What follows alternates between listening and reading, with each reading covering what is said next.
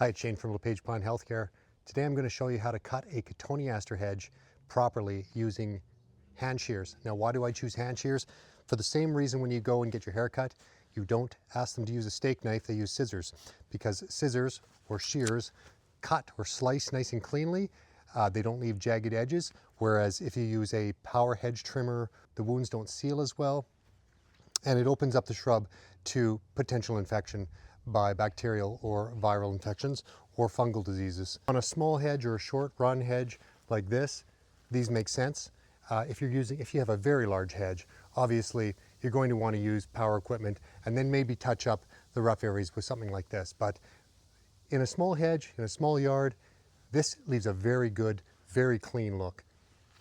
This is the only thing I use. Here we go. I start on the sides. Cut the sides in. This one has to come in about 1.5 feet or 18 inches. So I'm going to do that first. Now there are two sides to this. There's the flat side. So when you're cutting along the side of a hedge, use the flat side. If you're making a sort of a curve, then you use the other side. That's really all there is to know. And when you are going along the hedge, you always keep looking back at your line. You look forward, you look back to make sure you're straight.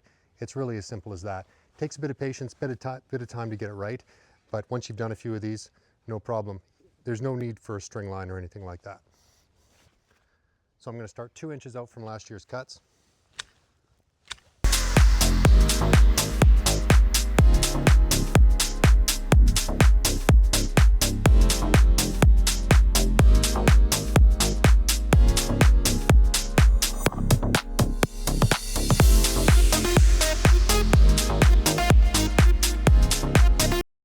Okay, so the first side is done, and you also might be asking yourself, why is he doing this in winter?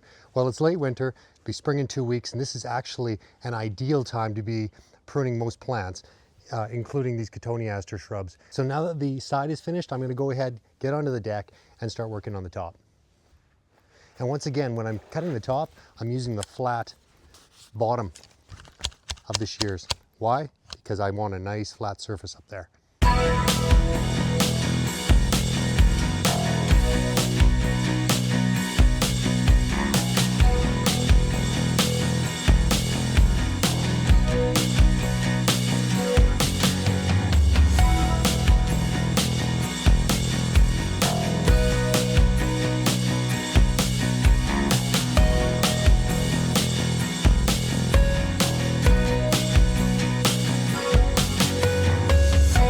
There isn't much growth on the other side, but I took care of that when I looked after the top.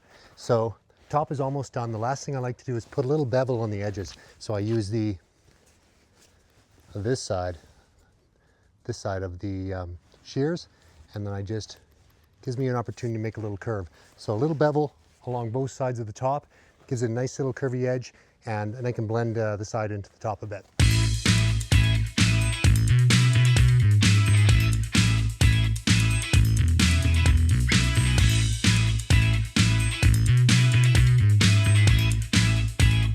Okay, so I'm all done.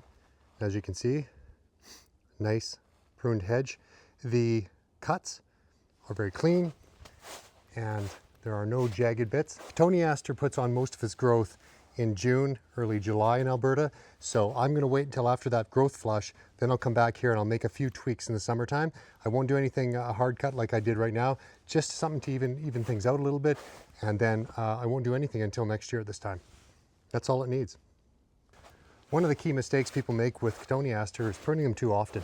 And Cotoneaster hedges are prone to insect and disease problems. So the more you prune them, the more stressed they are and the more likely they are to get disease problems or insect infestations. So I like to prune it once in the winter every year. So I prefer that look of that kind of the furry look through the summer of that new growth as opposed to a very formal looking hedge. It's just healthier for the plants.